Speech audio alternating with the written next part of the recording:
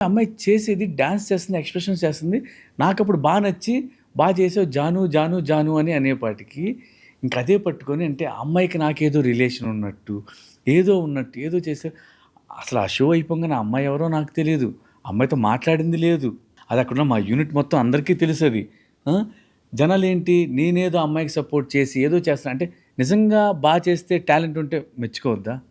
మెచ్చుకున్నామని చెప్పి ఆ అమ్మాయిని ఫైనల్ విన్ చేసాం అంటున్నారు. ఆ అమ్మాయికి టాలెంట్ ఉంది. ఆ అమ్మాయి విన్ అయింది. అది అదొక్కటే ఎవరైనా బాధ. అవ్వచ్చు. అది ఎవరైనా అవ్వచ్చు. అది అమ్మాయి అయ్యుండొచ్చు, అబ్బాయి ఉండొచ్చు.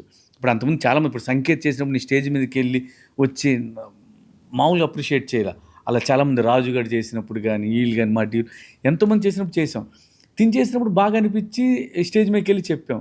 దానికి వేరే వేరేగా అంటున్నారు. కానీ నిజంగా జెన్యూన్‌గా టాలెంట్ ఉన్న వాళ్ళని మనం అప్రిషియేట్ చేయాలండి. నిజంగా జెన్యూన్‌గా ఉంటే మీరనండి.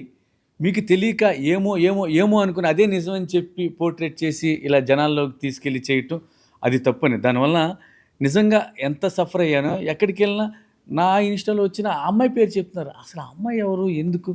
అమ్మాయి పేరే ఎక్కడ మాట్లాడం, ఏం చెయ్యం. అసలు ఆ అమ్మాయితో కంపేర్ చేస్తే నాకే అర్థం కావట్లేదు. ఎందుకిలా చేస్తున్నారు? ఏంటి? ఆ అమ్మాయికి ఒక ఫ్యామిలీ ఉంటది. ఆళ్ళకి ఇది ఉంటది. నాకు ఒక ఫ్యామిలీ, నాకు పిల్లలున్నారు. చాలా బాధేసింది ఆ టైంలో.